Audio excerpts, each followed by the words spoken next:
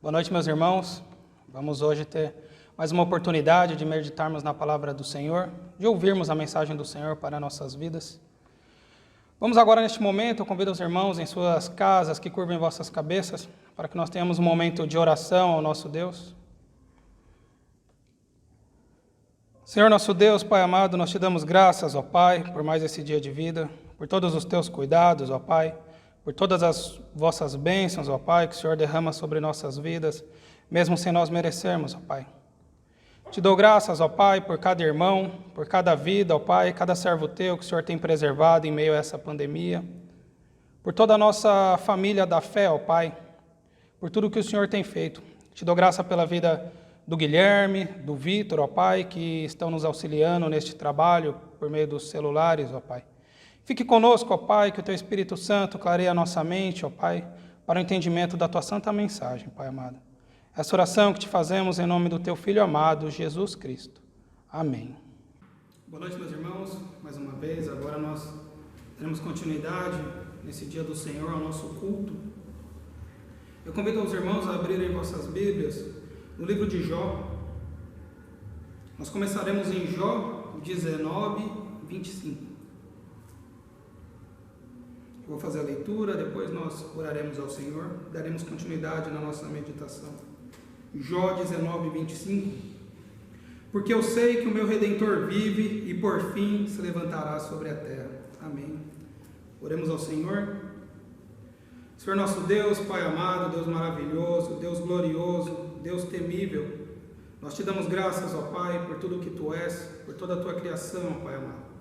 Nós te pedimos, ó Pai, neste momento, pela capacitação do Teu Espírito Santo, ó Pai, que tudo que for falado aqui, ó Pai, venha de Ti, que as minhas opiniões desapareçam, ó Pai, e que o Teu Espírito, ó Pai, venha a falar somente de Ti, somente a Tua vontade, Senhor. Te peço por cada irmão, ó Pai, cada irmão que está ali nos seus lares, que o Teu Espírito Santo, ó Pai, esteja cuidando, esteja dando o conforto, ó Pai, a segurança nesse momento de afastamento, ó Pai. Que acima de tudo, Senhor, nada nos atrapalhe, ó Pai, não permita que nada tire a nossa atenção da Tua santa palavra, ó Pai. Essa oração que te fazemos em nome do Senhor Jesus. Amém. Então, voltando à nossa meditação, nós lemos aqui Jó 19, 25. Porque eu sei que o meu Redentor vive. Amém. Nós vamos meditar nesse versículo na noite de hoje, mas para isso nós precisamos de algumas bases para a compreensão desse versículo em específico. A nossa meditação, amado, se dará no livro de Jó. Nós meditaremos sobre o sofrimento humano e a nossa necessidade de um Redentor. Porque como o versículo aqui trouxe, o autor de Jó, porque eu sei que o meu Redentor vive. E nesse versículo deve estar depositada a nossa esperança. Convido os irmãos a voltarem aqui um pouco no livro de Jó. No Jó, capítulo 1. Nós vamos ter aqui no início do livro, nós vamos saber quem é Jó. Quem foi Jó, esse homem que sofreu tanto? Eu farei a leitura, os irmãos acompanhem. Eu farei a leitura inicialmente de 1 a 5. Havia um homem na terra de Uz, cujo nome era Jó. Homem íntegro e reto, temente a Deus, que se desviava do mal. Nasceram-lhe 7 filhos e 3 filhas, possuía 7.000 ovelhas, 3.000 camelos, 500 juntas de bois e 500 jumentas. Era também muito numeroso o pessoal ao seu serviço, de maneira que este homem era o maior de todos os do Oriente. Seus filhos iam às casas uns dos outros e faziam banquetes, cada um por sua vez, e mandavam convidar as suas 3 irmãs a comerem e beberem com eles. Decorrido o turno de dias de seus banquetes, chamava Jó a seus filhos e os santificava. Levantava-se de madrugada e oferecia holocausto, segundo o número de todos eles, pois dizia: talvez tenham pecado os meus filhos e blasfemado contra Deus em seu coração. Assim o fazia Jó continuamente. Leremos também o versículo 8. Perguntou ainda o Senhor a Satanás: observaste o meu servo Jó? Porque ninguém há na terra semelhante a ele, homem íntegro e reto, temente a Deus e que se desvia do mal. Nós temos aqui a definição, né? Nós temos claramente quem é Jó. Nós vemos a opinião do próprio Deus, homem íntegro. Importante observar, isso não quer dizer que Jó não pecava. Que nós sabemos, todos pecaram aqui na história da salvação, menos o Senhor Jesus, que foi homem e Deus aqui na terra. Mas Jó era um homem íntegro, não é? Espiritualmente e moralmente obediente ao Senhor. Essa é a definição do homem íntegro a que o Senhor traz aqui para nós hoje. E nós vemos aqui, Jó era um homem bom, segundo a opinião do próprio Deus, e sofreu tanto, mas ele tinha uma fé. A fé dele era de que o seu Redentor vive, e essa mesma fé nós devemos ter hoje. Então nós temos aqui quem foi Jó. Importante nós observarmos no versículo 8, perguntou ainda o Senhor a Satanás: observaste o meu servo Jó? O próprio Deus foi quem escolheu, né? E não Satanás.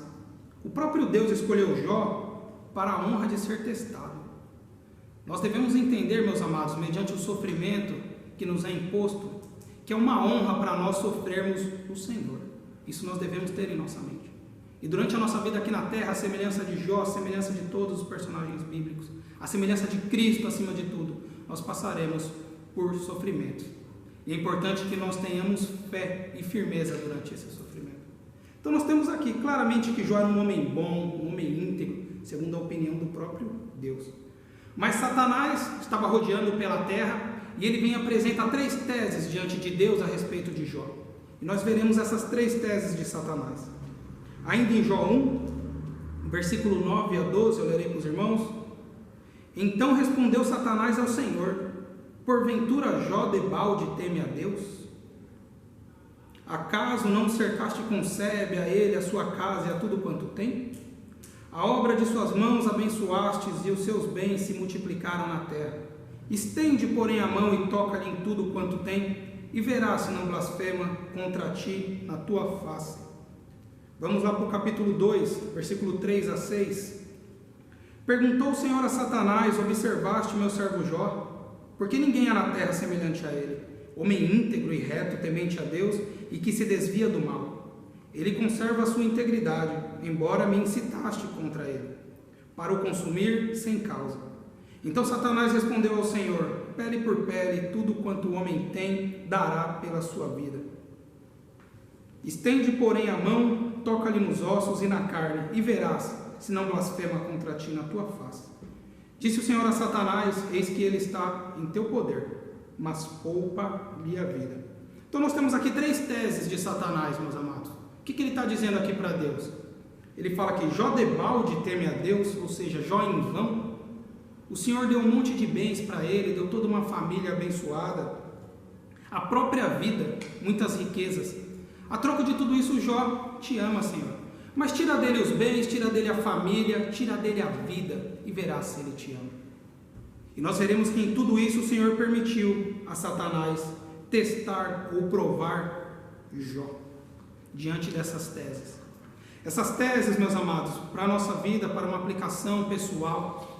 Quantos de nós, meus amados, se fôssemos apontados nessas teses de Satanás, amamos mais os nossos bens, amamos mais nossas famílias, amamos mais a nossa vida do que o próprio Senhor? Nós bem sabemos o que o Senhor requer de nós é uma vida de total entrega, que cada um de nós pegue a sua própria cruz e o siga. Essa é a mensagem do Senhor para o seu povo, não é? E a tese de Satanás, ela vai totalmente contra isso. Ela diz que ele diz que Jó só ama a Deus por barganha, por troca. E quanto de nós, na nossa fé, não estamos aqui na igreja, na comunhão dos santos, por uma questão social, pelo costume, e não tivemos ainda um verdadeiro encontro com o Senhor Jesus Cristo, a semelhança do apóstolo Paulo, naquela estrada para Damasco, que provocou nele uma total mudança de caminho, uma vida de total entrega ao Senhor. Eu me recordo certa vez, numa leitura, sobre um povo cristão, principalmente nos Estados Unidos, eu não me recordo se existem no Brasil, os Amish. Eles têm uma vida afastada e totalmente isolada da vida social.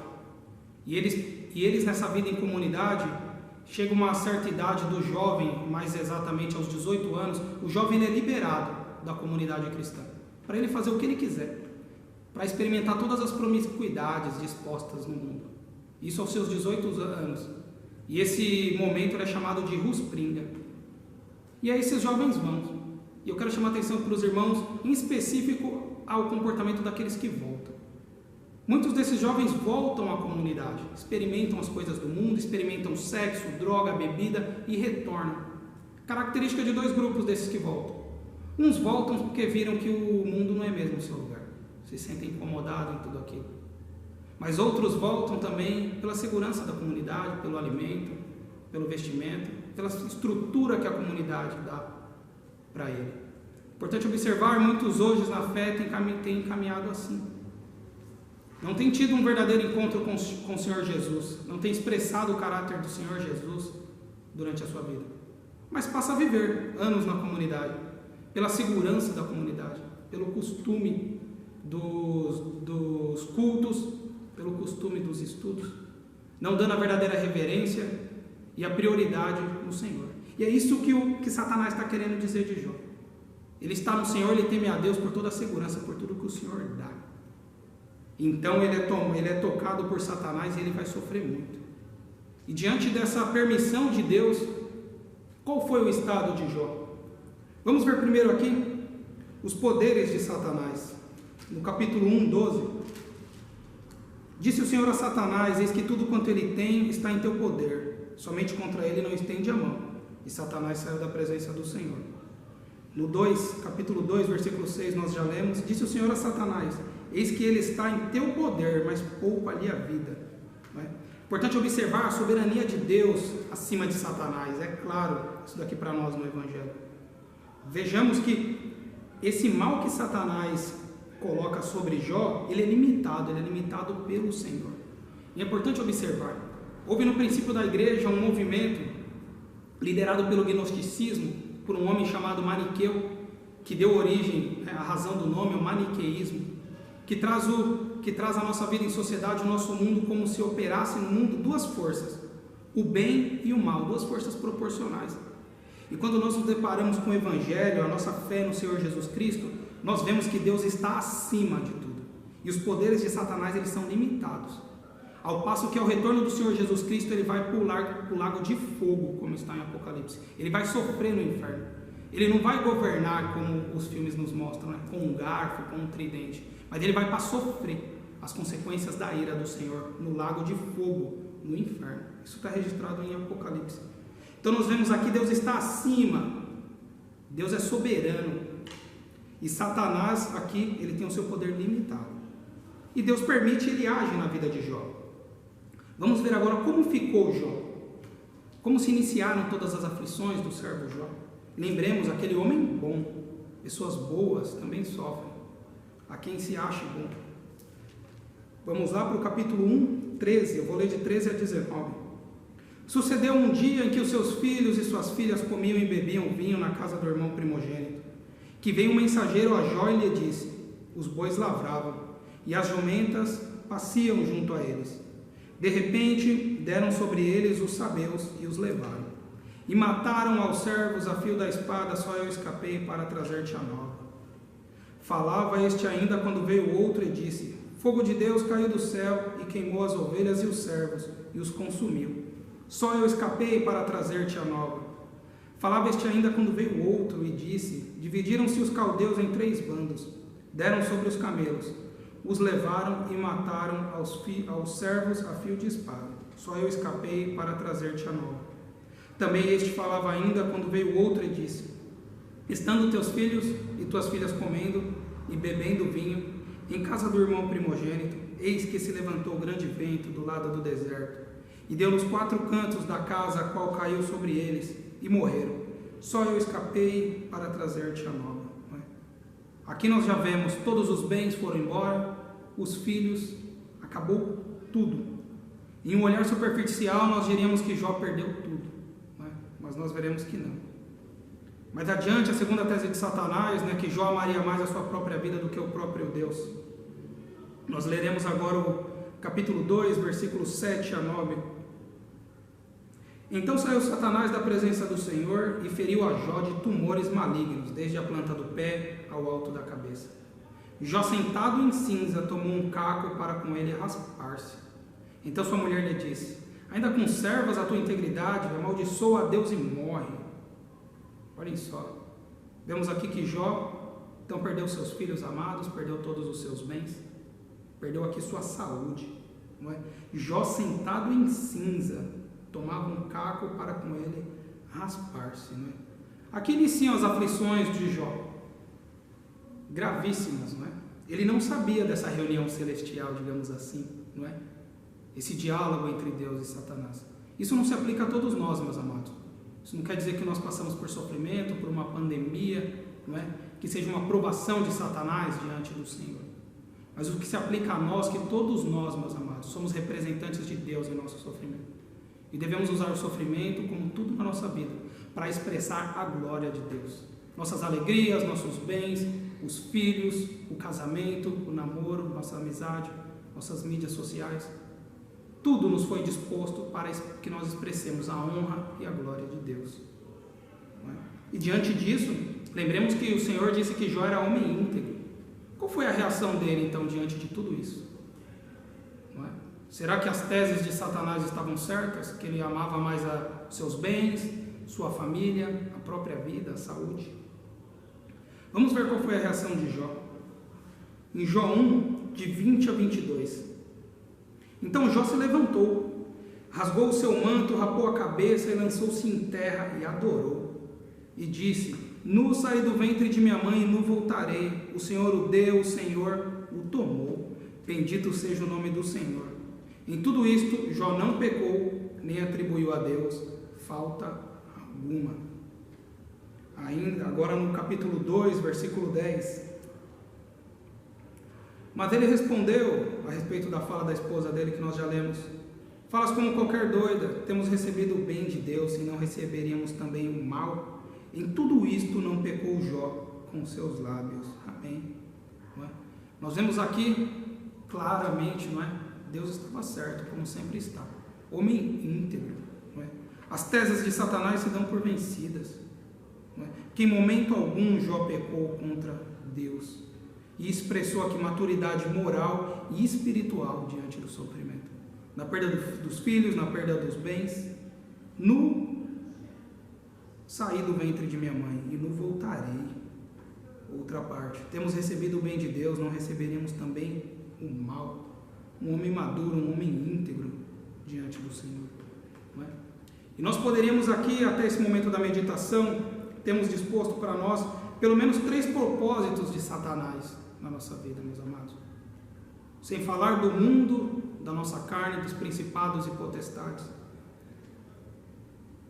Um dos primeiros propósitos de Satanás é derrubar a sua fé. Por meio do sofrimento, por meio de qualquer outra dificuldade. E nós vimos aqui nos textos, né? Ele passeava, ele rodeava pela terra. Um outro propósito de Satanás é fazer-nos ser causa de tropeço na nossa vida, meus amados. Estejamos sempre alertas, usando das ferramentas espirituais para o fortalecimento da nossa alma. Mediante a oração, a comunhão dos santos, nós não estamos podendo nos reunir, mas irmãos têm se levantado por meio de celulares, por meio de aplicativos, para que nós consigamos ali ver o rosto um dos outros, né? Compartilharmos sofrimentos, pedidos de oração, e vemos que o Senhor tem atendido os nossos pedidos, não é? Então essa tese ela tem que cair por terra mediante as armas espirituais do nosso Deus, que nós sabemos que o Senhor Jesus já venceu o mundo. E um outro propósito de Satanás que nós vemos claramente aqui é acusar.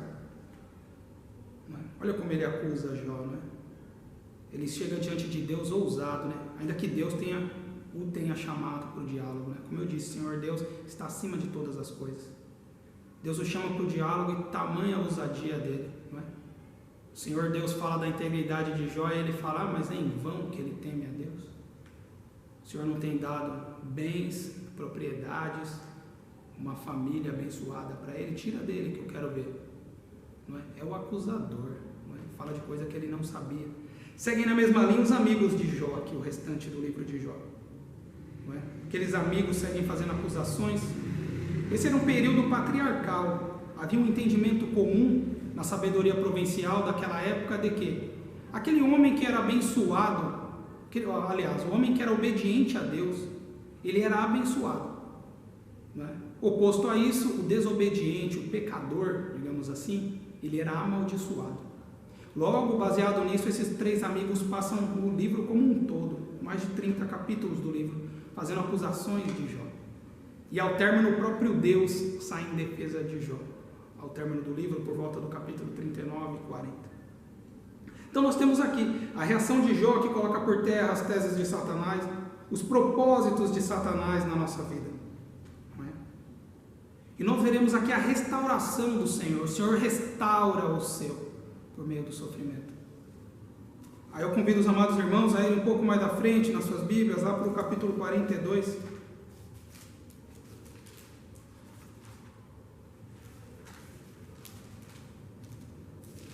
Jó 42.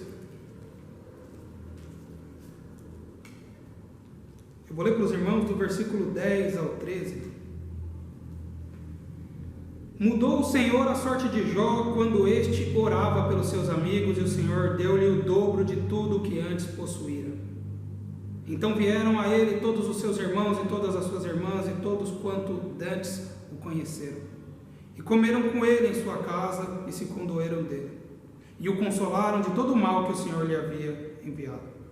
Cada um lhe deu dinheiro e um anel de ouro. Assim abençoou o Senhor o último estado de Jó mais do que o primeiro. Porque veio a ter 14.000 ovelhas, 6.000 camelos, 1.000 juntas de bois e 1.000 jumentas. Também teve outros 7 filhos e 3 filhas.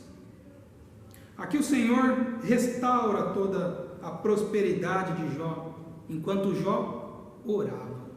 Não é? Essa deve ser uma atitude. Insistentemente o Senhor tem falado aos nossos corações sobre a oração. Nesse momento de afastamento, meus amados, não abandonemos a prática da oração.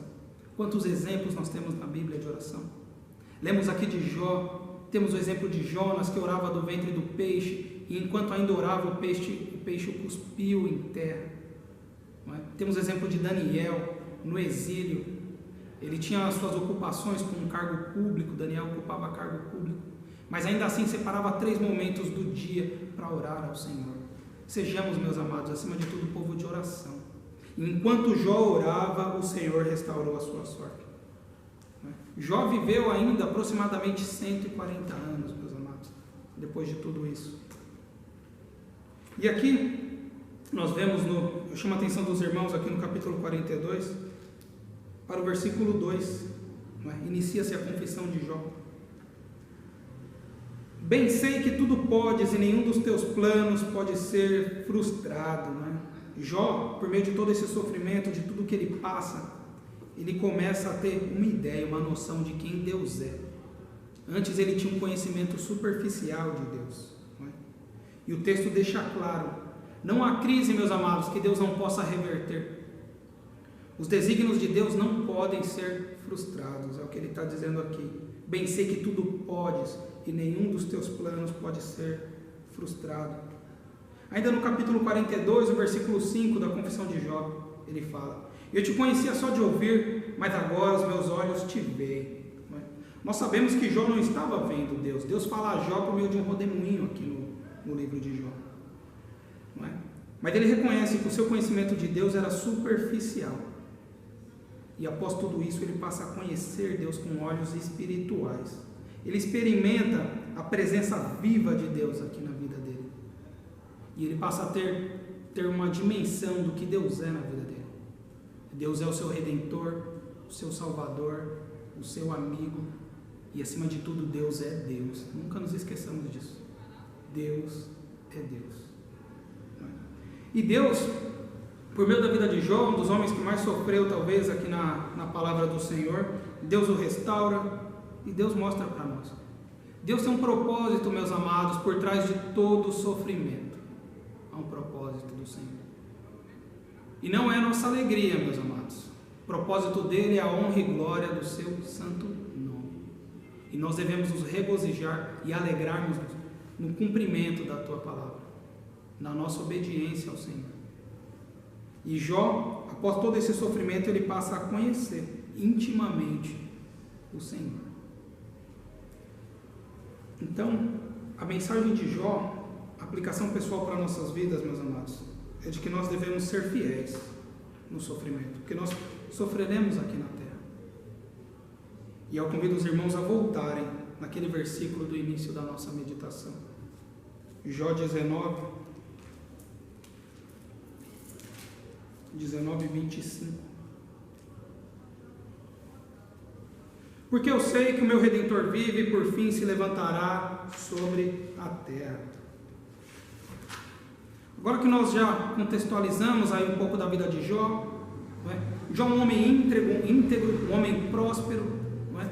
Satanás apresenta suas teses diante de Deus, que Jó amava a Deus por tudo aquilo que Deus havia disposto para ele. Não é? Essas teses de Satanás caem por terra. Interessante aqui, nesse momento, Jó está respondendo a uma fala de Bildade, um dos seus amigos, momentos antes. Bildade fala para Jó: nenhum ser celestial ousaria te defender diante de Deus. A respeito da observação que eu fiz para os irmãos, eles entendiam que esse sofrimento de Jó era em razão de algum pecado oculto de Jó. E eles passam o livro quase como um todo, fazendo acusações a Jó. E Jó aqui inicia essa resposta a Bildade, não é? E expressa para nós. Eu convido aos amados irmãos em suas casas que repitam comigo a leitura do versículo 25 do capítulo 19. Porque eu sei que o meu Redentor vive e por fim se levantará sobre a terra. Não é? Qual foi a ideia, a intimidade que Jó teve aqui com Deus por meio de todo esse sofrimento? Não é? Ele sabia que toda essa aflição era imposta pelo Senhor, por Deus na vida dele, ou por permissão, né? Melhor dizendo, nós vimos isso claramente, pela permissão de Deus na vida dele. E ele passou a refletir: quem poderia defendê-lo diante de Deus? Quem poderia mediar essa comunicação entre homens, entre seres humanos e Deus? E aí ele compreende, né, que nós precisamos de um Redentor, nós precisamos de um mediador. Diante de nós, pecadores, e a nós cabia a recompensa do pecado, que é a morte, diante de tantas maldades que nós fazemos contra Deus em desobediência, atendendo aos nossos próprios desejos pecaminosos, não é? Todas as vezes que nós pecamos, nós desprezamos os mandamentos do Senhor para a nossa vida e passamos a ocupar o lugar de Deus em nossas ações, em nossas atitudes. Nada tem validade, meus amados, na vida da fé, daquilo que fazemos por constrangimento, ou por falta de amor, ou por um falso zelo. Seria como se, no meio dessa pandemia, usando de um exemplo, no meio dessa pandemia nós matássemos todos aqueles que peguem o vírus, para acabar com o vírus na nossa sociedade. Não é isso que o Senhor faz. Imaginemos que esse vírus seja o pecado e está em todos nós da comunidade da fé. Mas o Senhor nos ama e nos redime por meio do sacrifício substitutivo do Senhor Jesus Cristo. No livro de Jó, o próprio Deus, lá no capítulo 42, foi o Redentor dele. Nós bem sabemos, após o nascimento, o caminhar aqui na terra do Senhor Jesus Cristo, sua humilhação, sua morte de cruz, o Senhor ressuscitou ao terceiro dia. E é esse Senhor que é nosso Redentor diante de Deus. E devemos nos alegrar por isso. E a semelhança de Jó, nós hoje, meus amados, sabemos que o nosso Redentor vive e por fim se levantará sobre a terra. Nós, mortos em nossos delitos e pecados, não é? Quando a palavra do Senhor traz essa expressão, mortos em nossos delitos, é morto mesmo. Aquela ideia do corpo deitado, desfalecido, que não pode fazer nada para mudar o seu estado atual. A semelhança desse morto éramos nós. Mas por meio do sacrifício substitutivo do Senhor Jesus, o nosso Redentor, nós temos vida no Senhor Jesus Cristo. E essa deve ser a nossa confiança, a nossa esperança, que o nosso Redentor vive. Essa é a esperança que deve estar disposta para todos nós. E só nós temos diante de todo o sofrimento. E para concluir nossa meditação, meus amados, eu peço para os irmãos para que abram as vossas Bíblias no livro de Tiago. Agora nós vamos para o Novo Testamento.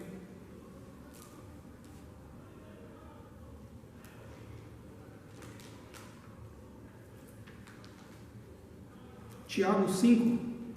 Leiamos, meus amados. Tiago 5, 7 e 11. Sede, pois, irmãos, pacientes até a vinda do Senhor.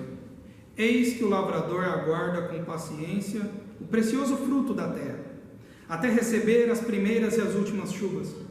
Sede vós também pacientes e fortalecei o vosso coração, pois a vinda do Senhor está próxima. Irmãos, não vos queixeis uns dos outros para não serdes julgados. Eis que o juiz está às portas. Irmãos, tomai por modelo no sofrimento e na paciência os profetas, os quais falaram em meu nome, os quais falaram em nome do Senhor. Eis que temos por felizes os que perseveraram firmes. Temos ouvido da paciência de Jó, e vistes que fim o Senhor lhe deu, porque o Senhor é cheio de terna misericórdia e compassivo. Amém. Tendes ouvido da paciência de Jó? Ouvimos agora, né, meus amados? Não é? E vistes que fim o Senhor lhe deu, porque o Senhor é cheio de terna misericórdia e compassivo. E temos por felizes os que perseveram firmes. Essa é a mensagem, meus amados, para esse domingo, para nós. Que nós tenhamos esperança que o nosso Redentor vive e por fim se levantará sobre a terra. Que este versículo esteja cravado em nossos corações, essa seja a nossa esperança, meus amados, no Senhor, porque o nosso Redentor vive. Nós temos um mediador entre nós e Deus, um defensor diante de Deus. Não é? Sigamos o exemplo da paciência de Jó, o exemplo da firmeza de Jó, da maturidade, da integridade do servo Jó. Lembremos-nos da restauração do Senhor na vida de Jó. O Senhor restaura tudo em dobro na vida de Jó, lá no final do capítulo 42. Exceto os filhos, o Senhor dá na mesma medida aos filhos. Não é? São 10 filhos. E o restante o Senhor deu tudo em dobro. Não é? Nós observamos que Jó tinha 10 filhos aqui na terra e 10 filhos aqui no céu. Portanto, nossa recompensa diante do Senhor, meus amados, só será completada no céu, na vida eterna, quando nós estaremos com o Senhor glorificados. Como a palavra do Senhor nos diz: aqueles a quem o Senhor predestinou, a este também chamou. Aos que chamou também justificou, e aos que justificou, glorificou. E eu encerro com a leitura do nosso versículo-chave. Porque o nosso Redentor vive, e sabemos que por fim ele se levantará sobre a terra. Nós teremos agora, meus amados, um cântico ao término dessa pregação. Eu clamo aos amados irmãos em suas residências que ao término desse cântico, os irmãos orem aí em seus lares, com seus familiares, em especial pela reabertura do nosso templo e pela volta do Senhor Jesus Cristo. Que Deus abençoe, meus amados.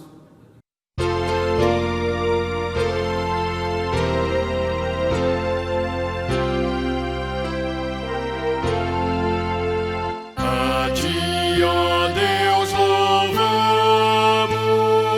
e por nosso Senhor Te confessamos. A Ti, ó Pai da eternidade, adora toda a terra. A Ti o coro angélico, a Ti todo o poder do céu. A Ti querubins e serafins proclamam sem cessar: Santo,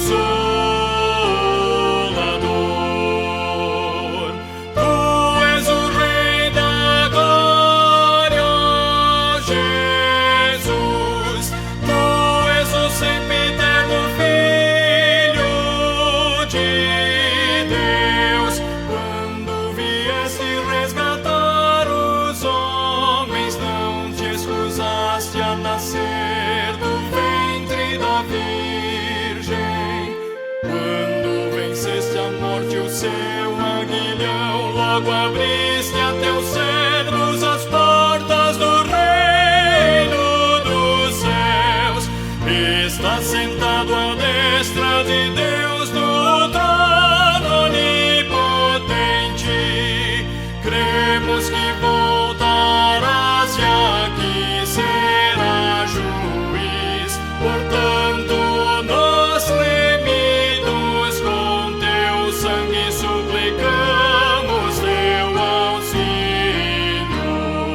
Nós que já estamos alistados com teus santos na glória eterna. Senhor, guarda o povo e abençoa-nos. Reina e guarda-nos para sempre. Senhor, guarda o povo e abençoa-nos. Reina e guarda-nos para sempre. Noite e dia te adoramos e glorificamos teu nome sem par. Senhor, concede que hoje